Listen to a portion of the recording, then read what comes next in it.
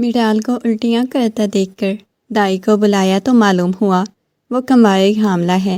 شازل نے اپنی منگوہا کو بالوں سے پکڑ کر پوچھا، کس کے ساتھ منہ کالا کیا ہے؟ یہ تمہارے عاشق حشام کا بچہ ہے۔ حشام اور وہ بچپن سے محبت کرتے تھے، مگر بڑوں نے شازل سے نکاح کروا دیا۔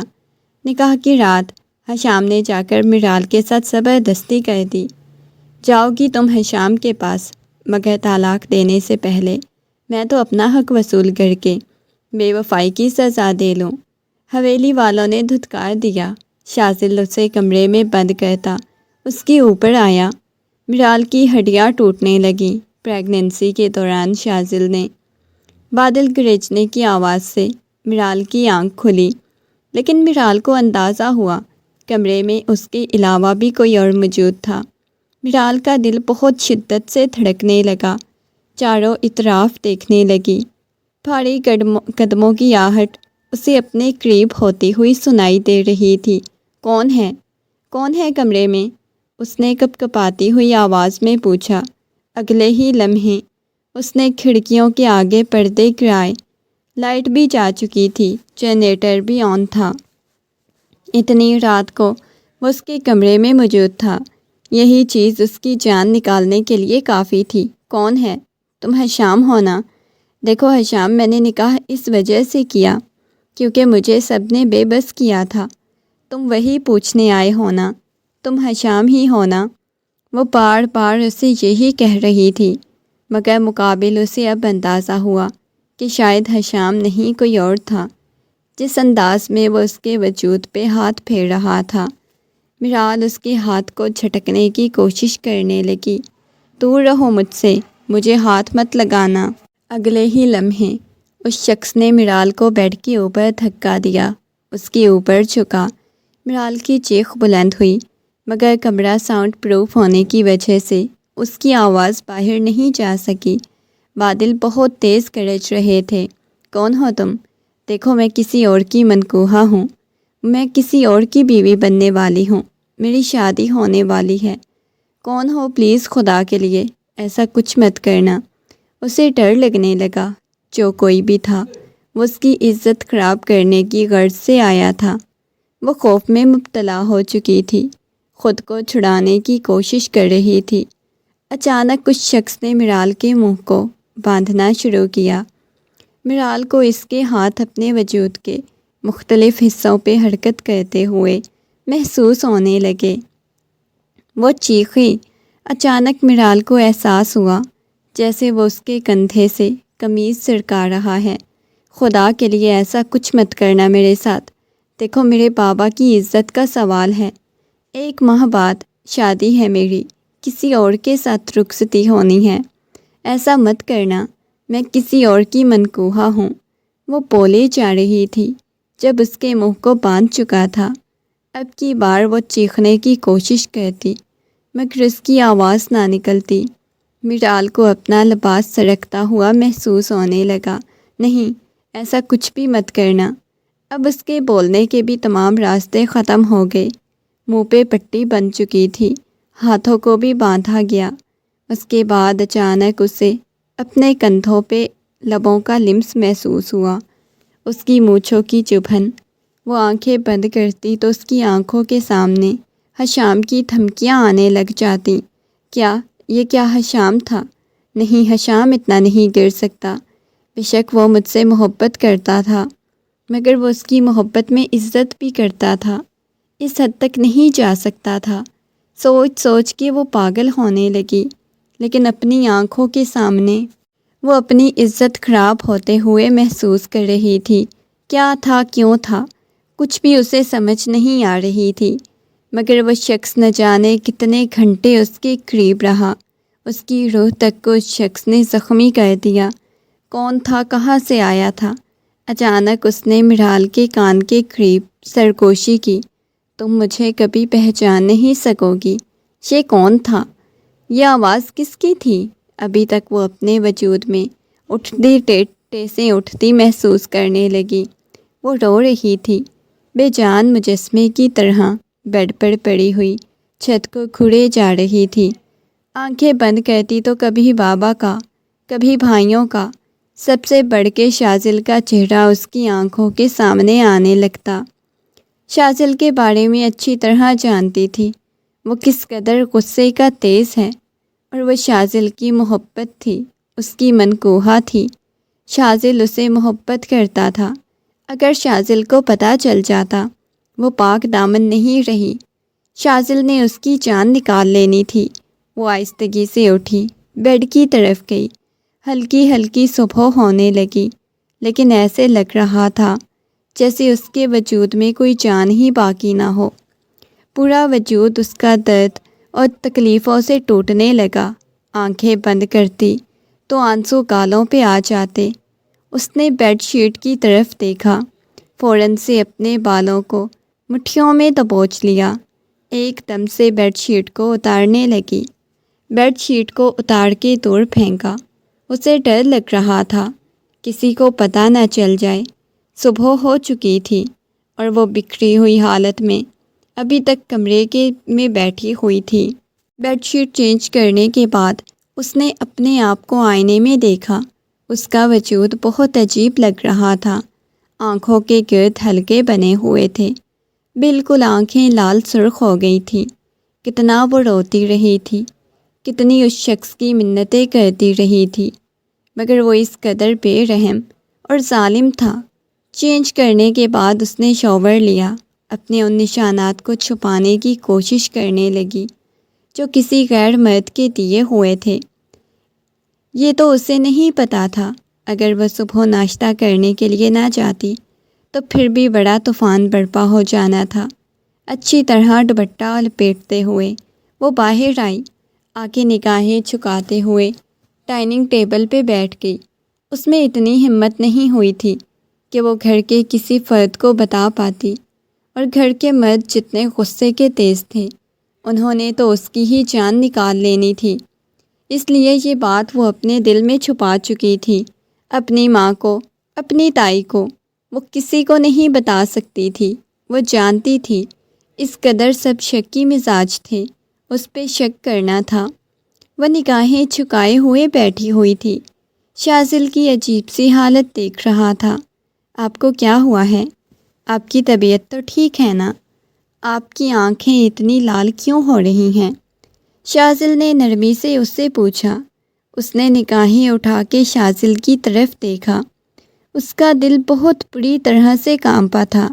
سامنے بیٹھا ہوا اس کا شوہر تھا جو اسے پوچھ رہا تھا۔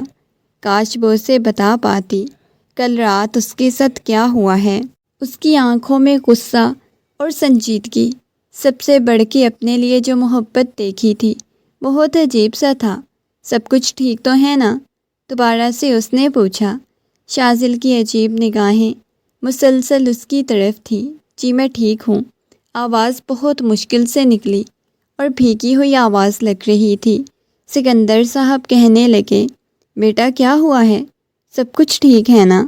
بابا کی بات سن کے اس نے اس بات میں سر ہلا دیا، مگر وہاں مزید رک نہیں سکتی تھی۔ نہ وہ کسی سے نگاہیں ملا سکتی تھی، نہ کسی سے بات کر سکتی تھی، اسی لیے اٹھ کے اپنے کمرے کی طرف چلی گئی۔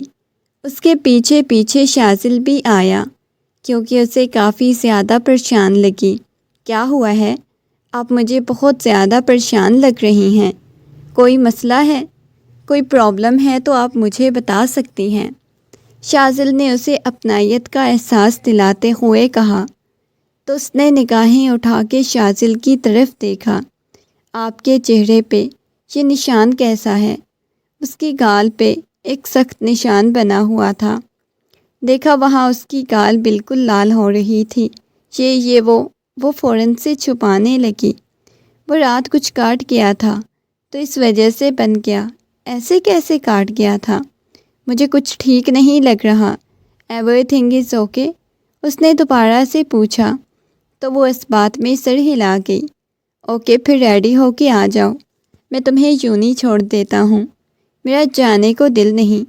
وہ گھبراتے ہوئے بولی، کیوں نہیں جانا؟ اب کی بار شازل نے غصے اور تیز لہجے میں کہا تو وہ نگاہیں جھکا گئی۔ ٹھیک ہے میں آتی ہوں۔ وہ مزید بحث نہیں چاہتی تھی، باہر آ گئی۔ آ کے گاڑی میں بیٹھی۔ ابھی بھی بالکل خاموش تھی۔ پہلے وہ حشام کے ساتھ چاہتی تھی، مگر جب سے اس کا نکاح شاذل کے ساتھ ہوا تھا تو وہ شاذل کے ساتھ ہی چاہتی تھی۔ اس کا دل آج حشام کے لیے، اس کے دل میں آج بھی محبت تھی۔ آج بھی وہ حشام کو ٹوٹ کے چاہتی تھی۔ وہ کبھی اس کی محبت سے دستبردار نہیں ہو سکتی تھی۔ چونی میں داخل ہوتے ہی پیچھے پیچھے حشام بھی آ گیا۔ یار مانا کہ ہم دونوں ایک دوسرے سے محبت کرتے تھے، لیکن ایسے مجھ سے روٹھو تو مت، کیوں ناراض ہو، بتاؤ مجھے۔ اس نے کلائی کو پکڑا تو اس نے زوردار تماچا حشام کے منہ پہ رسید کیا۔ اس کی آنکھیں لال ہونے لگیں۔ اسے بار بار کیوں یہی لگ رہا تھا، کل رات اس کے کمرے میں آنے والا، اس کی عزت کو داغدار کرنے والا کوئی اور نہیں بلکہ حشام تھا۔ کیا ہوا ہے؟ وہاں پہ گزرتے ہوئے کچھ لوگوں ان کی طرف متوجہ ہو گئے۔ دوبارہ خبردار، مجھے ہاتھ لگانے کی بھی کوشش کی، جبکہ حشام اس کی یہ حالت دیکھ کے اس کے پیچھے پیچھے آ گیا۔ وہ سیدھا لائبریری میں چلی گئی، اس کے پاس آیا، غصے میں اس کے بازو سے پکڑ کے پیچھے اسے الماری کے ساتھ لگا دیا۔ کیا سمجھتی ہو تم اپنے آپ کو؟ بچپن سے لے کے اب تک تم مجھ سے محبت کرتی آئی ہو، اور جب حویلی والوں کے سامنے بات آئی تھی تم مکر گئی تھی۔ تم نے بولا تھا صرف حشام تم سے محبت کرتا ہے۔ تم حشام سے محبت نہیں کرتی، بلکہ گھر والوں کی خوشی کے لیے تم نے اپنی زندگی داؤ پہ لگا دی ہے۔ آج بھی تمہاری آنکھوں میں میرے لیے محبت ہے۔ تم آج بھی شاذل بھائی سے رشتہ توڑ کے میرے ساتھ نکاح کر سکتی ہو۔ وہ سنجیدگی سے اس کی طرف دیکھتے ہوئے بولا۔ وہ خونخوار نگاہوں سے اس کی طرف دیکھنے لگی، اسے خود سے دور دھکا دے گئی۔ خبردار، جو دوبارہ تم نے مجھے ہاتھ لگانے کی کوشش کی، شاذل کی بیوی ہوں، شاذل کے ساتھ میری رخصتی ہونے والی ہے، وہ میرے شوہر ہیں، اس کے ساتھ میرا نکاح ہوا ہے، اور تم کون ہوتے ہو میرے پاس آنے والے، میرے قریب آنے والے؟ اس نے غصے میں حشام کو خود سے تو دھکا دیا۔ حشام نے اس کے جبڑے کو دبوچ لیا، خونخوار نگاہوں سے اس کی طرف دیکھنے لگا۔ بہت برا کروں گا تمہارے ساتھ اگر تم میری نہ مانی۔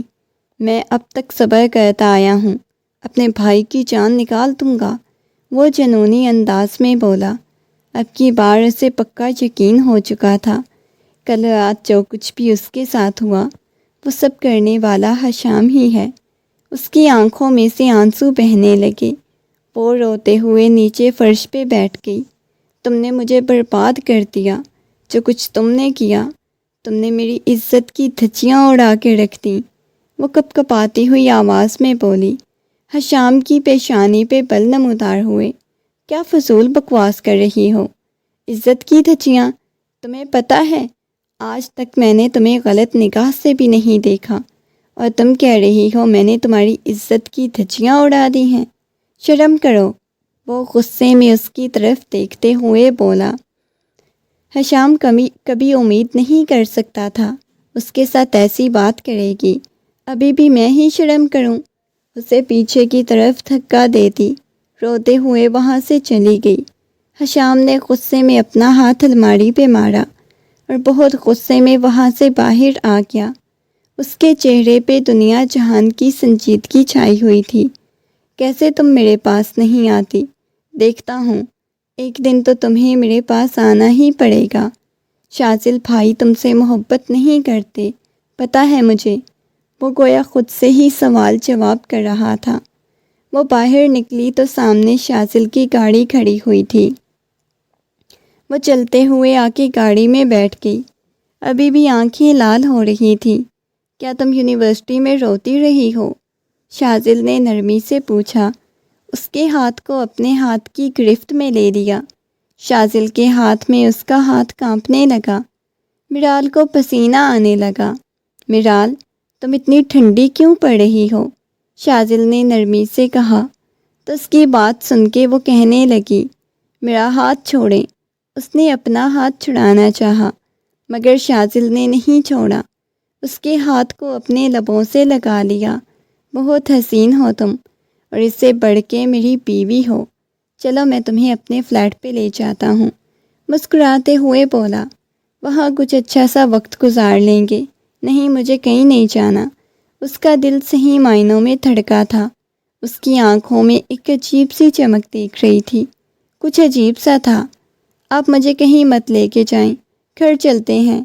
نہیں، فلیٹ پہ جاتے ہیں نا، میاں بیوی ہے، جائز رشتہ ہے، اتنا تو ہم ساتھ میں وقت گزار ہی سکتے ہیں۔ یہ کہتے ہوئے وہ فلیٹ کی طرف آ گیا۔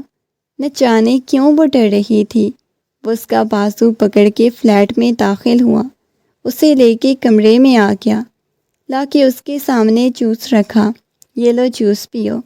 اس نے جوس پیا اور سکون کا سانس لیا۔ ہمیں چلنا چاہیے۔ وہ بہت زیادہ گھبرا رہی تھی۔ اس کے ساتھ تنہائی میں حشام کے ساتھ تم کہاں کہاں گھومتی پھرتی رہی، یہاں تک کہ تم لوگ جب مری ٹور پہ گئے تھے تو تم دونوں نکاح نہ ہونے کے باوجود بھی ایک کمرے میں رہے تھے۔ وہ عجیب انداز میں اس کی طرف دیکھتے ہوئے بولا۔ اسے تو وہ ٹور یاد آ گیا۔ ٹور کے بارے میں شاذل کو کیسے پتہ چلا؟ حالانکہ کسی کو بھی پتہ نہیں تھا۔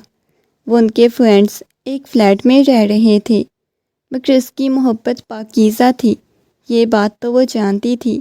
وہ ہمارے ساتھ فرینڈس بھی تھے، فرینڈ بھی تھے، مرد بھی تھے، تمہیں تو ذرا شرم نہیں آئی؟ شاذل عجیب نگاہوں سے اس کی طرف دیکھتے ہوئے بولا، مگر اگلے ہی لمحے بازو سے پکڑتا لا کے بیڈ پہ بٹھایا، اس کے قریب آ گیا، ایک جھٹکے سے اسے کھینچا تو وہ سیدھا اس کے سینے سے جا لگی۔ شاذل، یہ آپ کیا کر رہے ہیں؟ اس کا پورا وجود کانپا، مگر شاذل نے اس کی گردن پہ اپنے لب رکھ دیے، اس کے ہاتھ کو اپنے ہاتھ میں دبوچ لیا۔ شاذل چھوڑیں، اس کا جسم کپ کپانے لگا، بالکل وہ ٹھنڈی پڑ چکی تھی۔ شاذل پلیز، کیا کر رہے ہیں؟ شاذل نے اس کی گردن پہ لب رکھے ہوئے تھے، اس کے ہاتھ کو دبوچا ہوا تھا۔ گزری ہوئی رات اس کی آنکھوں کے سامنے گھومنے لگی، جو اس کے ساتھ ہوا۔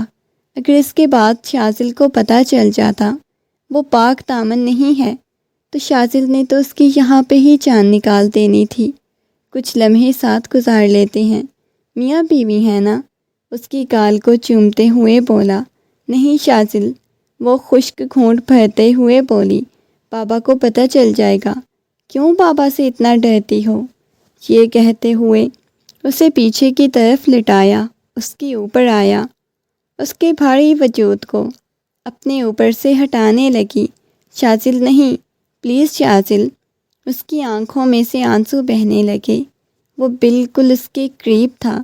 میں تمہیں کچھ بتاتا ہوں۔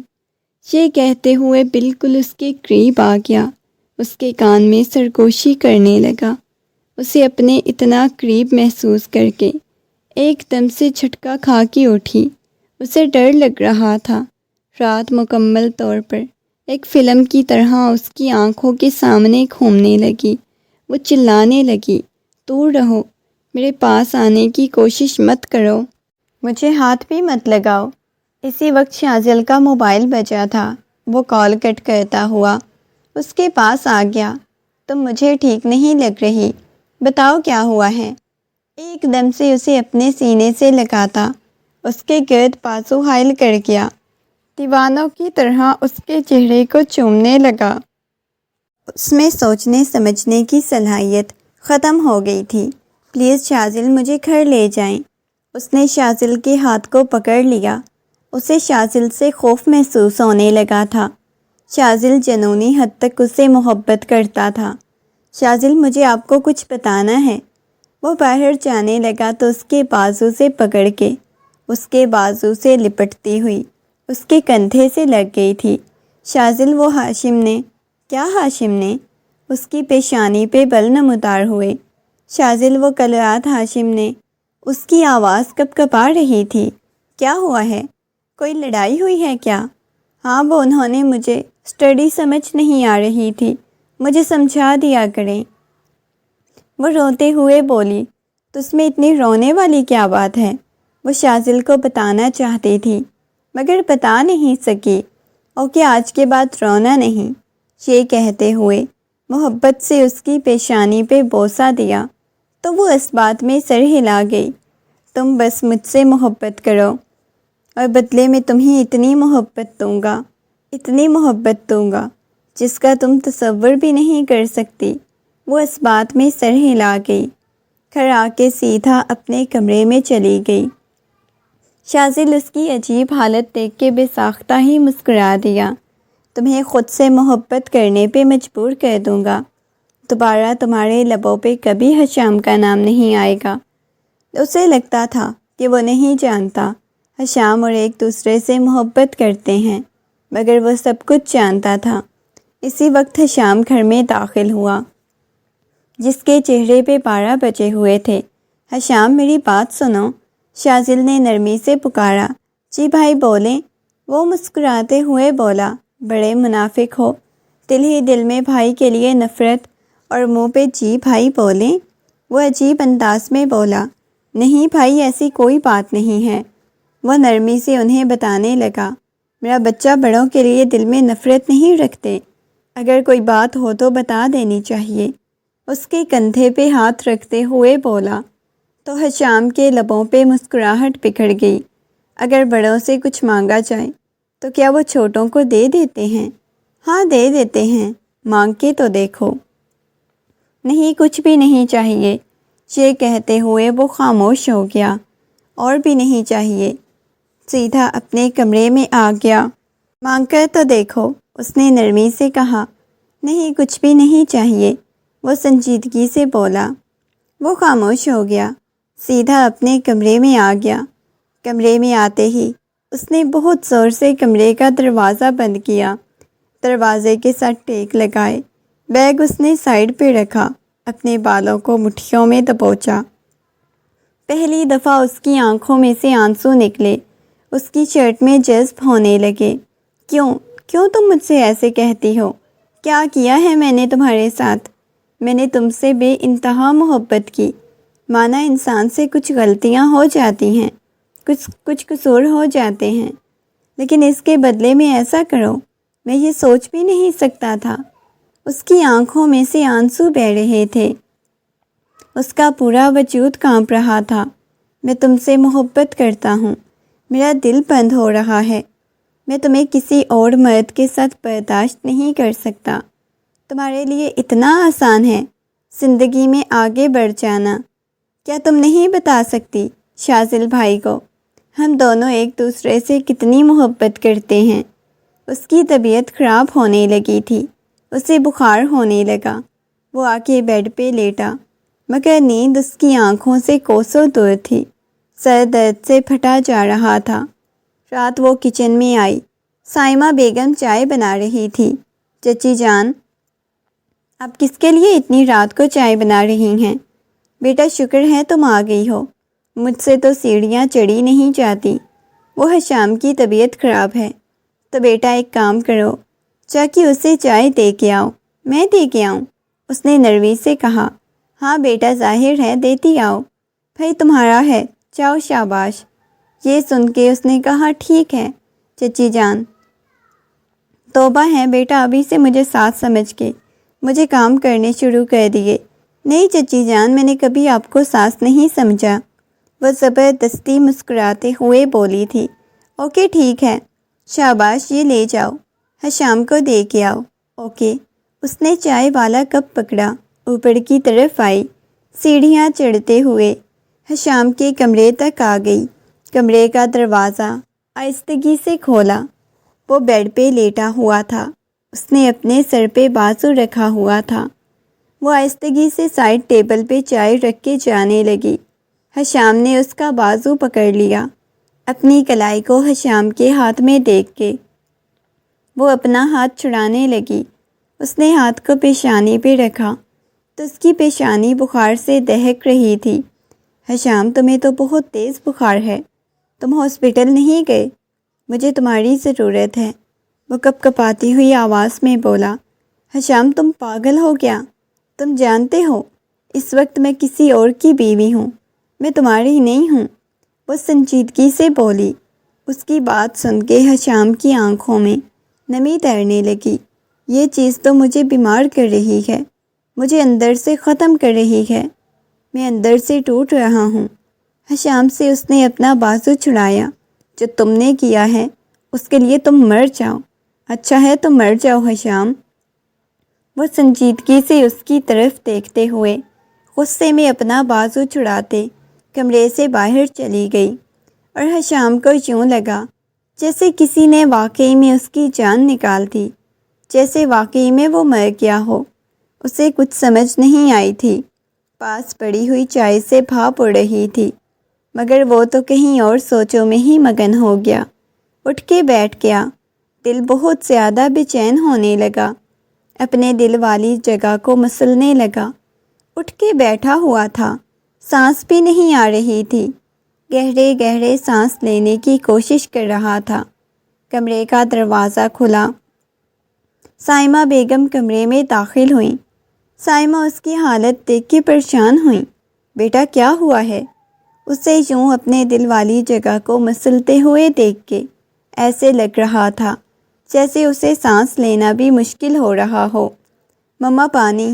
اس نے پانی مانگا تو انہوں نے سائڈ ٹیبل سے پانی پکڑایا، اسے پانی پلایا، مگر اس کی کنڈیشن بہت عجیب ہوتی جا رہی تھی۔ کیا ہوا ہے میرے بیٹے کو؟ سانس نہیں آ رہی کیا؟ بیٹا کیا ہو گیا ہے؟ اس کے چہرے کو ہاتھوں کے پیالے میں بھرا۔ مما کی جان کو کیا ہوا ہے؟ بتاؤ نا۔ اسے اپنے سینے سے لگا لیا۔ مما میں مر رہا ہوں، مجھے سانس نہیں آ رہی مما، مما مجھے کچھ ہو رہا ہے، وہ روتے ہوئے بولا تھا۔ کیا ہو گیا ہے مما کی جان کو؟ آپ کے بابا کو بلاتی ہوں، ہاسپٹل لے کے جاتے ہیں۔ یہ کہتے ہوئے اسے اپنے سینے سے لگا لیا۔ اس کے ہاتھ بالکل ٹھنڈے پڑ چکے تھے۔ وہ باہر آئی تو اس کے بابا کو بلایا، اسے لے کے فوراً سے ہسپتال پہنچ گئے۔ ڈاکٹر نے چیک اپ کیا اور کہا زیادہ ٹینشن کی کوئی بات نہیں، بس ان کا بی پی زیادہ لو ہو گیا تھا، جس کی وجہ سے ایسی کنڈیشن ہو گئی۔ یہ بہت زیادہ ویک ہوتے جا رہے ہیں، کائنڈلی ان کی ڈائٹ کا اچھے سے خیال رکھیں۔ ڈاکٹر کی بات سن کے اس کی مما اس کے پاس آ گئی۔ میرے بچے کو کیا ہوا ہے بتاؤ نا۔ وہ ان کی گود میں سر رکھتے ہوئے اپنی آنکھیں بند کر گیا، مگر اس سے سکون تو کہیں بھی نہیں آ رہا تھا۔ آنکھیں بند کی ہوئی تھیں۔ کمرے کا دروازہ کھلا، شاذل کمرے میں داخل ہوا۔ وہ کتاب سامنے رکھے کسی گہری سوچ میں مگن تھی۔ اتنی رات کو شاذل کو اپنے کمرے میں دیکھ کے وہ گھبرا گئی۔ شاذل چلتا ہوا اس کے پاس آیا۔ کسی چیز کی سمجھ نہیں آ رہی تھی۔ حشام تو ہاسپٹل ہے، بیچارے کی کنڈیشن بہت خراب تھی، تو اس وجہ سے میں نے سوچا میں آ کے سمجھا دیتا ہوں۔ شاذل کی بات سن کے وہ بہت زیادہ ڈر گئی۔ اتنی بھولی تھی، اس کا دل مزید شدت سے کانپنے لگا۔ وہ ڈرنے لگی۔ پہلے وہ ذہنی طور پہ بہت زیادہ ڈسٹرب تھی۔ ایک تو وہ رات اس کے بارے میں سوچ سوچ کے پاگل ہوئے جا رہی تھی۔ وہ چلتا ہوا بالکل اس کے پاس آ کے بیٹھا۔ لاؤ میں سمجھا دیتا ہوں۔ اس کے ہاتھ سے کتاب پکڑی اور اسے سمجھانے لگا، ساتھ اس کے ہاتھ کو اپنے ہاتھ کی گرفت میں لے لیا۔ اس کے ہاتھ کو اپنے لبوں سے لگا لیا تو وہ کانپتے ہوئے ہاتھ پیچھے کرنے لگی۔ شاذل نے ایک دم سے اس کے کندھوں سے پکڑ کے اپنے قریب کیا۔ بہت زیادہ تم سے محبت کرتا ہوں، کیوں نہیں تمہیں اس بات کی سمجھ آتی؟ یہ کہتے ہوئے اس کے چہرے کو اپنے ہاتھوں کے پیالے میں بھرتا دیوانہ وار چومنے لگا۔ بہت زیادہ چاہتا ہوں تمہیں، یہ کہتے ہوئے اسے اپنے قریب کیا تو وہ رونے لگی۔ پلیز پیچھے ہٹیں، آپ کیوں اتنا میرے پاس آتے ہیں؟ ہماری ابھی رخصتی نہیں ہوئی، اگر آپ نے ایسے ہی کرنا ہے تو آپ ایک کام کریں، آپ رخصتی کر لیں۔ ماما بابا کو بولیں کہ ہماری رخصتی کر دیں۔ نہ جانے کیوں وہ اپنے کردار پہ لگے ہوئے داغ کو چھپانے کے لیے یہ بات کہہ رہی تھی، تاکہ اسے پتہ نہ چلتا۔ ہاں رخصتی، یہ اچھا آئیڈیا ہے، کل بولتا ہوں ماما پاپا کو۔ مگر نہیں، اتنی آسانی سے رخصتی نہیں چاہتا، ابھی تک تو بہت کچھ باقی ہے۔ یہ کہتے ہوئے وہ مسکراتے ہوئے اس کے ہاتھ کو چومتا کمرے سے باہر چلا گیا۔ اس نے ضبط سے اپنی آنکھیں بند کر لیں۔ میں کیا کروں حشام؟ کیوں اس کے لیے بے چین ہو رہی ہوں؟ کیوں اس نے مجھے برباد کیا؟ بہت جلد اس کے بارے میں سب کو بتاؤں گی۔ وہ روتے ہوئے سوچنے لگی۔ دن گزرنے لگے۔ وہ چاہتی تھی، بہت بار اس نے شاذل کو اس بارے میں بتانے کی کوشش کی، مگر بتا نہیں پائی۔ اس عرصے میں حشام بہت عجیب ہو گیا، بالکل خود کو ایک کمرے تک محدود رکھا ہوا تھا، چوں نہیں جاتا، کسی سے کوئی بات نہیں کرتا۔ سمجھ نہیں پایا تھا کہ حشام کی کنڈیشن ایسی کیوں ہے۔ رات کا وقت تھا، کھانا کھاتے ہوئے اچانک اسے وامٹنگ محسوس ہونے لگی۔ مرال کا سر چکرایا، طبیعت بھی اس کی کافی زیادہ خراب ہونے لگی۔ اسے کمرے میں لے جاؤ، اسے کیا ہو گیا ہے؟ سکندر صاحب نے نرمی سے کہا۔ سائمہ بیگم اور اس کی مما اسے لے کے کمرے میں آ گئیں، مگر اس کی حالت دیکھ کے وہ پچھلے کچھ دنوں سے نوٹ کر رہی تھی۔ سائمہ بیگم کہنے لگی، مجھے ایسے کیوں لگ رہا ہے جیسے شاید یہ حاملہ ہے، اور یہ سن کے اس کی مما تو اپنا دل تھام گئی۔ یہ کیسی باتیں کر رہی ہیں؟ دیکھے شاذل کا اور اس کا نکاح ہوا ہے، شاید ان دونوں کے درمیان ایسا کچھ۔ مجھے لگتا ہے ہمیں دائی کو بلا کے چیک اپ کروا لینا چاہیے۔ انہوں نے دائی کو بلایا اور آتے ہی وہ یہ بتا چکی تھی، ہاں جی یہ ماں بننے والی ہیں، اور یہ سن کے ان کا تو دماغ ہی گھوم چکا تھا۔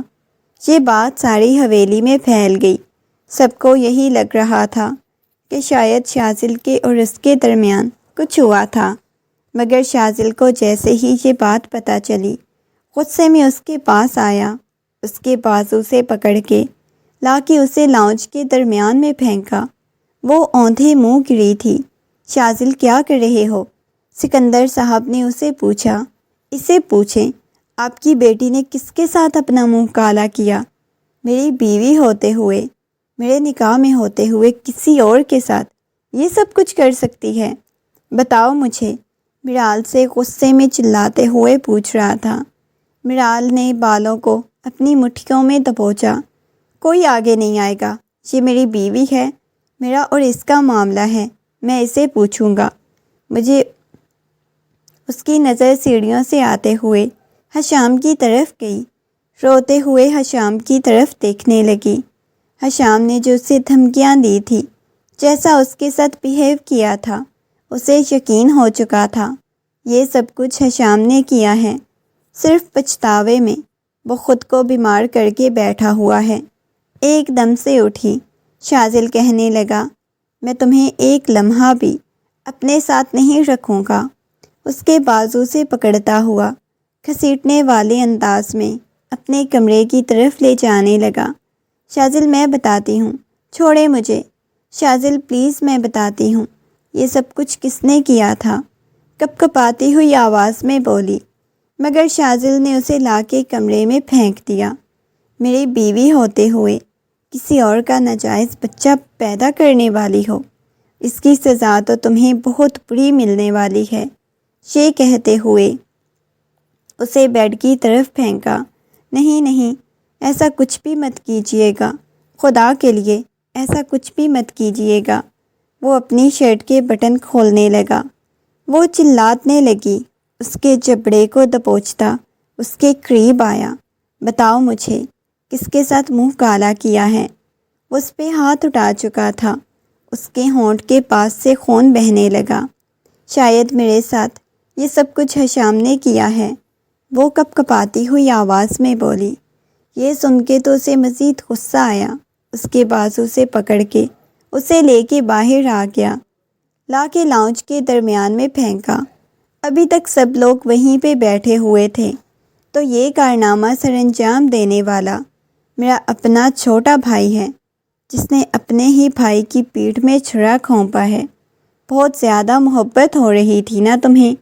اتنا بڑا، اتنا گھٹیا قدم تم اٹھا سکتے تھے۔ اگر مجھے پتہ ہوتا، میں کبھی اس غلیظ عورت کے ساتھ نکاح نہ کرتا۔ تم دونوں نے یہ سب کچھ جان بوجھ کے کیا ہے نا، تاکہ تم دونوں کی شادی کروا دی جائے، وہ چلا کے بولا، اور شازل کی باتیں سن کے وہ بالکل سہم گئی، آنکھوں میں سے آنسو بہنے لگے۔ تم کیا کہہ رہی ہو؟ وہ سنجیدگی سے بولا۔ اتنا بڑا گھٹیا قدم اٹھا سکتے اگر مجھے پتا ہوتا میں کبھی اس غلیظ عورت سے نکاح نہ کرتا، وہ چلا کے بولا۔ حشام حیرت سے اس کی طرف دیکھنے لگا۔ یہ تم کیا کہہ رہی ہو؟ وہ سنجیدگی سے بولا۔ یہ سب کچھ تم نے ہی کیا ہے نا؟ وہ روتے ہوئے بول رہی تھی اور وہ ہونکوں کی طرح اس کی طرف دیکھنے لگا۔ نفی میں سر ہلانے لگا۔ تم ایسے نہیں کہہ سکتی میرال، ہاں یہ سب کچھ اس نے ہی کیا ہے، یہ میرا بچہ ہے، اس کا ہی ہے۔ شازل کہنے لگا، میں تمہیں طلاق دے دوں گا، میں تمہیں اپنے پاس نہیں رکھوں گا، نہیں پلیز طلاق مت دیجیے گا پلیز۔ وہ اس کے قدموں میں بیٹھ گئی، تمہیں بری طرح سے رونے لگی۔ پلیز شازل مجھے طلاق مت دیجیے گا۔ اس کے قدموں میں بیٹھ گئی، بری طرح سے رونے لگی۔ پلیز شازل۔ اسے حشام سے نفرت محسوس ہو رہی تھی، حشام کی طرف دیکھنا بھی نہیں چاہتی تھی۔ سکندر صاحب نے غصے میں اسے کمرے میں بند کرنے کا کہا۔ اس بچے کی پیدائش تک اسے کمرے سے باہر نہیں نکالا جائے گا، اور بچے کی پیدائش کے بعد اسے طلاق دے دی جائے، تاکہ سب کو یہی لگے یہ بچہ شازل کا ہے، تاکہ بدنامی سے ہم لوگ بچ جائیں۔ شازل نے خونخوار نگاہوں سے اپنے تایا جان کی طرف دیکھا۔ نہیں تایا جان، میں اس بچے کو نام نہیں دے سکتا اپنا، وہ چلاتے ہوئے بولا۔ نام پھر حشام کا ہی دیا جائے گا۔ ابھی خاموش ہو جاؤ تم سب لوگ۔ انہیں خاموش کروا دیا، اسے کمرے میں بند کر دیا گیا۔ دن گزرنے لگے، ہر دن اذیت اور تکلیف سے گزرتی۔ یہ سوچ سوچ کر پاگل ہوئے جا رہی تھی۔ یہ کیا ہوا تھا؟ اس نے تو کبھی ایسا سوچا بھی نہیں تھا، اتنا کچھ ہو جائے گا۔ گویا اس پہ تو قیامت ٹوٹ پڑی تھی۔ شازل کو اس سے نفرت ہونے لگی، ایک لمحے کے لیے بھی اپنے ساتھ رکھنے کو تیار نہیں تھا۔ باہر وہ کسی کو طلاق کی دھمکیاں دیتا، 9 ماہ بعد ایک بچے کو جنم دیا، ساتھ ہی اس شخص نے طلاق بھی دے دی۔ کہنے لگا ایک لمحہ بھی اپنے ساتھ برداشت نہیں کر سکتا، اس کا نام اپنے ساتھ جڑا ہوا نہیں دیکھ سکتا۔ سب لوگ جا چکے تھے، جاتے جاتے اتنا کہہ گئے، حشام میرال اب تمہارے حوالے ہے، نکاح کرو جو مرضی کرو، تم دونوں ہماری طرف سے آزاد ہو، حویلی میں آنے کی تم دونوں کو اجازت نہیں۔ یہ لمحہ تھا جب میرال کو لگا کسی نے اس پہ نہ جانے کیا کر دیا ہو۔ کسی کو سمجھ نہیں آ رہی تھی۔ وہ کمرے میں داخل ہوا، میرال کے پاس آ کے بیٹھا۔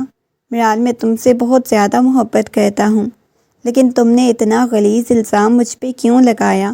بتاؤ یہ سب کچھ تم نے کس کے ساتھ کیا؟ وہ چلاتے ہوئے پوچھنے لگا۔ بیبی، وہ ننھی سی جان کو دیکھنے لگی جسے کسی نے اٹھایا تک نہیں تھا، کسی نے دیکھا تک نہیں تھا۔ کیسا تھا؟ کون تھا؟ اٹھو سب سے پہلے، عدت کے بعد میں تم سے نکاح کروں گا۔ آخر ایسے ہی صحیح تم مجھے مل تو گئی ہو نا، اس بچے کا بھی پتہ کروا لوں گا، یہ کس کا ہے؟ نہ جانے کیوں حشام کو بہت کچھ سمجھ آ چکا تھا۔ نہیں مجھے پتہ ہے، آپ جھوٹ اور دھوکے سے اپنے آپ کو بچانے کی کوشش کر رہے ہیں۔ مجھے تم سے نکاح کرنا ہے، مجھے مرنا ہے۔ اس نے اپنی ڈریپ کھینچ کے نکالی تو اس کے ہاتھ سے خون بہنے لگا، اور یہ دیکھ کے وہ شخص تڑپ اٹھا۔ وہ خاموش ہو گئی، اسے نکاح کرنے کو تیار ہی نہیں تھی۔ فلیٹ میں رہتے ہوئے 6 مہینے ہو چکے تھے، وہ اس بچے کو اٹھاتی تک نہیں تھی، دیکھتی تک نہیں تھی۔ اس کا سارا خیال بھی حشام رکھ رہا تھا۔ اس نے ایک چھوٹی سی نوکری شروع کر دی، خود کو بہت تنہا محسوس کر رہا تھا۔ رات کا وقت تھا، وہ کمرے میں داخل ہوا۔ سامنے کمرے کے درمیان اس کا وجود پڑا ہوا تھا، اس کے ہاتھ سے خون بہہ رہا تھا۔ یہ دیکھ کے حشام کی جان نکلی، اسے باہوں میں بھرتا ہوا فوراً سے لے کے ہسپتال پہنچا، مگر وہ جینا نہیں چاہتی تھی۔ اس کی کنڈیشن بہت بری ہوتی جا رہی تھی۔ واپس آنے کے بعد حشام نے زبردستی اس کے ساتھ نکاح کر لیا، کیونکہ وہ کبھی بھی اسے جائز طریقے سے چھو ہی نہیں سکتا تھا۔ وہ سمجھتا تھا وہ نامحرم ہے۔ یہ مجھے کیا ہو رہا ہے؟ کیوں میں پچھلے اتنے مہینوں سے بے چین ہوں؟ میں کیا کروں؟ وہ کمرے میں ٹہل رہا تھا۔ شاذل کو کہیں چین نہیں آ رہا تھا۔ آنکھوں میں سے آنسو بہنے لگے، کبھی ایک طرف جاتا تو کبھی دوسری طرف جاتا۔ دل اس کا بند ہونے لگا، اپنے بالوں کو مٹھیوں میں دبوچا اور چلانے لگا، کیوں ایسا ہوا؟ کیوں میں نے یہ سب کچھ کیا؟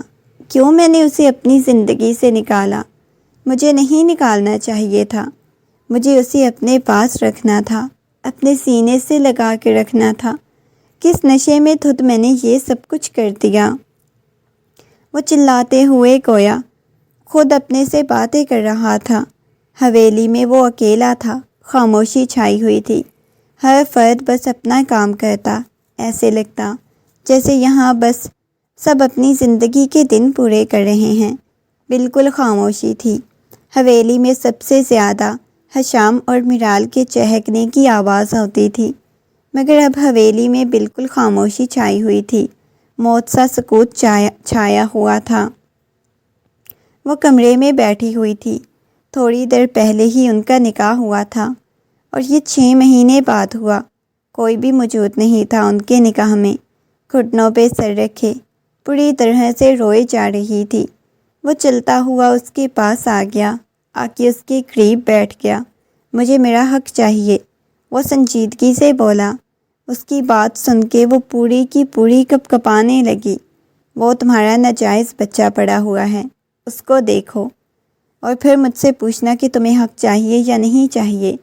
وہ کپ کپاتی ہوئی آواز میں بولی، تم پہلے اپنا حق لے چکے ہو، آئی سمجھ، اور وہ تمہارے حق کا نتیجہ پڑا ہوا ہے۔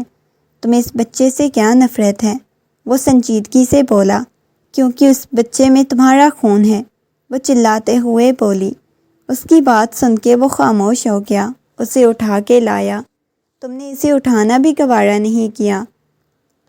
تم اسے محبت کیوں نہیں دیتی؟ تم اس کی ماں ہو، اس میں بچے کا کیا قصور ہے؟ اس کی گود میں ڈالتے ہوئے بولا۔ وہ پیچھے کرنے لگی، مت کرو میرے پاس پلیز، وہ روتے ہوئے بولی تھی۔ اس نے سوئے ہوئے معصوم بچے کی طرف دیکھا، اس کی ممتا کی تڑپ اٹھی تھی، مگر انا ایک دفعہ پھر آڑے آ گئی۔ اس بچے کو اپنے سینے سے لگاتا، واپس بیبی کاٹ میں لٹایا، اس کے ہاتھ کو اپنے ہاتھ کی گرفت میں لیتا، بوسہ دیا۔ مجھے میرا حق دو، تمہیں بہت کچھ سمجھ آ جائے گا، تمہیں پتہ چل جائے گا، لمس سے تمہیں اندازہ ہو جائے گا۔ اس رات تمہارے پاس آنے والا میں تھا یا کوئی اور تھا؟ بس کر دیں خدا کے لیے، فضول کی باتیں۔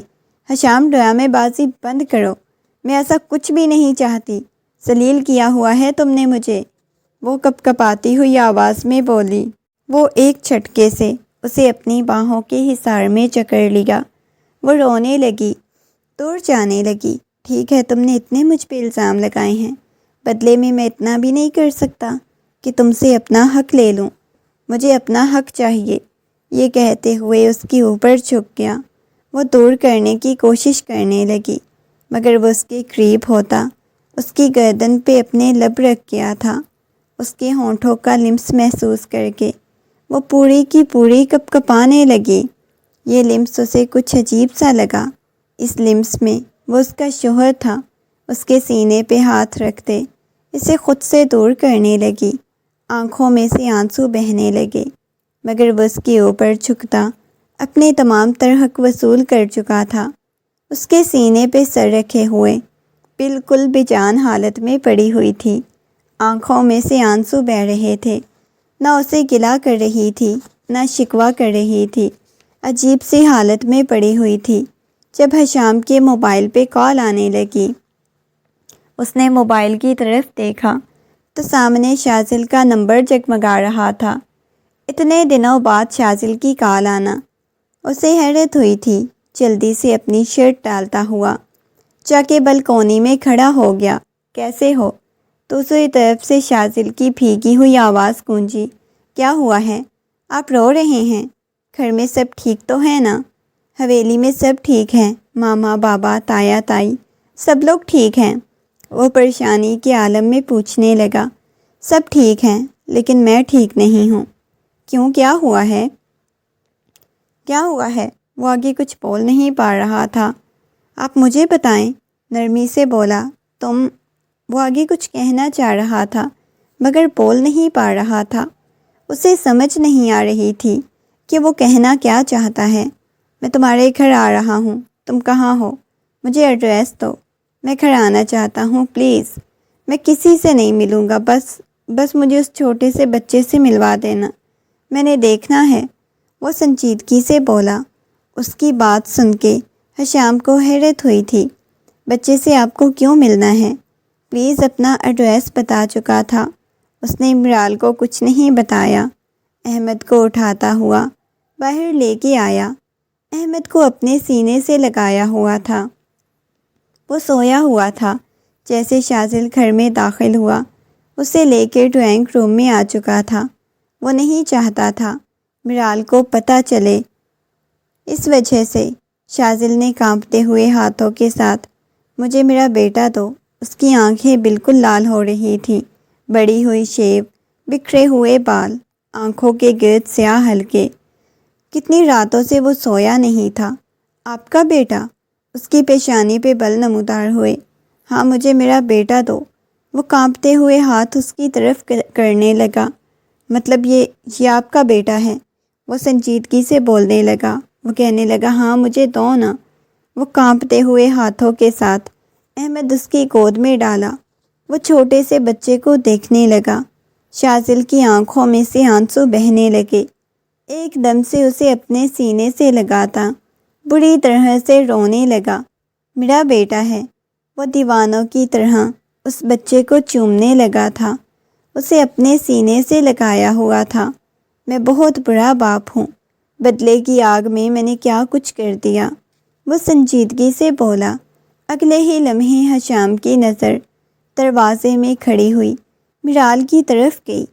وہ چلتا ہوا اندر کی طرف آئی، شازل کے سامنے آ کے کھڑی ہو گئی۔ آنکھوں میں سے آنسو بہنے لگے، اس کی آواز کپکپانے لگی۔ کیوں آئے ہو یہاں پہ؟ شازل جیسے ہی اٹھا، اس نے تماچا شازل کے منہ پہ رسید کیا۔ شازل اس کے قدموں میں بیٹھ گیا۔ مجھے معاف کر دو، تمہیں پتہ ہے مجھے نفرت تھی تم سے، مجھے حشام سے بھی نفرت تھی، کیونکہ ہر لمحہ تم سب کی توجہ کے مرکز بنے ہوئے تھے اور میں نہیں چاہتا تھا۔ میں نے ہمیشہ تم دونوں کو خوش دیکھا، میں اکیلا ہو جاتا تھا، اکیلا پڑ جاتا تھا۔ تم لوگ مجھے بلاتے تک نہیں تھے، میں بڑا تھا تم دونوں سے۔ تم نے ہمیشہ اپنے آپ کو اہم رکھا، تم دوست تھے، میں ہمیشہ سے اکیلا تھا۔ تب مجھے احساس ہوا مجھے بھی کسی کی ضرورت ہے۔ مرال تمہارے پاس نہیں بلکہ میرے پاس ہونی چاہیے۔ تم دونوں کو سب کی محبت ملی، لیکن مجھے بڑا ہونے کی وجہ سے ہمیشہ ذمہ داریاں ڈالی گئی۔ اس وجہ سے میں چاہتا تھا جس تکلیف سے میں گزرا ہوں تم لوگ بھی اس تکلیف سے گزرو۔ اس رات میرال کے پاس جانے والا میں ہی تھا، وہ کپکپاتی ہوئی آواز میں بولا۔ حشام پیچھے کی طرف ہو گیا۔ مجھ میں ہمت ہی نہیں ہوئی ماما بابا کو کچھ بتا سکوں۔ میں بہت زیادہ شرمندہ ہوں مرال، میں نے تمہارے کردار پہ، تمہارے وجود پہ الزام لگایا۔ تم میری بیوی تھی، تم تو میری اپنی بیوی تھی۔ وہ اس کے قریب ہونے لگا، وہ پیچھے ہو گئی۔ میں نے تمہیں حاصل کر کے کھو دیا۔ وہ رونے لگا تھا، بری طرح سے رو رہا تھا۔ حشام مجھے میرا بیٹا دے دو، اپنا بیٹا لے کے یہاں سے کہیں دور چلا جاؤں گا، نہیں دو گے تو میں مر جاؤں گا۔ وہ اپنے بیٹے کو پہلی دفعہ دیکھ رہی تھی جو ہو بہو اپنے باپ کی طرح تھا۔ حشام کہنے لگا، اس کی شکل دیکھ کے ہی مجھے اندازہ ہو گیا تھا بھائی کہ یہ آپ کا بیٹا ہے، تبھی تو میں نے قبول کر لیا، مرال کو بھی قبول کر لیا۔ اور میں جانتا تھا اس گھر میں ہم دو مردوں کے علاوہ تو کوئی نہیں تھا، میں تو ایسا کچھ بھی نہیں کیا۔ وہ سنجیدگی سے اسے پوچھنے لگا، میں شرمندہ ہوں۔ وہ بہت بری طرح سے روئے جا رہا تھا۔ مرال اچانک گر کے بے ہوش ہو گئی۔ شام کی جان پہ بن آئی تھی اسے اپنی باہوں میں اٹھاتا ہوا اس کی گال کو تھپ تھپانے لگا۔ مرال، مرال میری جان آنکھیں کھولو، مرال۔ وہ پاگلوں کی طرح اس کی گال کو تھپ تھپاتا ہوا اسے ہوش میں لانے کی کوشش کرنے لگا، جبکہ سب وہاں سے جا چکا تھا۔ اسے لے کے ہسپتال پہنچ گیا، سب گھر والوں کو بھی حقیقت بتا چکا تھا، مگر خود کہاں چلا گیا اس چیز کا کسی کو بھی اندازہ نہیں ہوا۔ جب مرال کو ہوش آئی تو اس نے خود کو ہسپتال کے کمرے میں پایا۔ اس نے بمشکل اپنی آنکھیں کھولیں۔ وہ اس کے قریب بیٹھا ہوا تھا، اس کے ہاتھ کو اپنے ہاتھ میں لیا ہوا تھا۔ جیسے ہی اسے ہوش میں آتا ہوا دیکھا تو اس کی آنکھوں کو چوم لیا۔ تمہاری طبیعت کیسی ہے؟ نرمی سے اسے پوچھنے لگا۔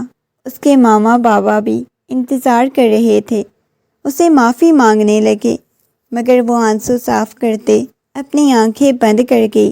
میرا بیٹا، کیونکہ ایک دفعہ وہ شازل سے سن چکی تھی کہ وہ بیٹا اپنا لینا چاہتا ہے۔ اس نے کبھی اپنے بیٹے کو قریب نہیں کیا، ابھی اس نے بیٹے سے محبت ہی نہیں کی تھی، اب اسے یہ چیز تکلیف دے رہی تھی۔ میرا بیٹا کہاں ہے؟ وہ اٹھ کے بیٹھ گئی۔ نہیں پتہ، اسے شازل لے کے گیا ہے۔ کہاں لے کے گیا ہے؟ کچھ نہیں پتہ، حویلی والوں کو بھی بول کے گیا ہے کہ وہ اپنے بیٹے کو لے کے جا رہا ہے۔ کہاں لے کے گیا اس چیز کا کسی کو اندازہ نہیں۔ اسے کال کرو، مجھے میرا بیٹا چاہیے، وہ روتے ہوئے بولی تھی۔ اسے لے کے واپس حویلی میں آ گیا۔ سب لوگ اس کا خیال رکھتے، بار بار اپنے بیٹے کو یاد کرتی۔ شازل سے بہت زیادہ رابطہ کرنے کی کوشش کی، مگر شازل نے آخری دفعہ میں جہاں بھی ہوں گا، سکون میں ہوں گا، اپنے بیٹے کے ساتھ ایک خوبصورت زندگی گزاروں گا، میرے گناہوں کی یہی سزا ہے، جو کچھ میں نے مرال کے ساتھ کیا اس کی یہی سزا ہے۔ اور آخر پہ اس نے یہ بولا تھا، مرال کو کہنا وہ سنبھل جائے گی، اس کے پاس سب کچھ ہے، اس کی محبت ہے، لیکن میرے پاس کچھ بھی نہیں ہے، میرے ہاتھ خالی ہیں، اپنے بیٹے کے ساتھ زندگی گزارنا چاہتا ہوں، مجھے معاف کر دینا۔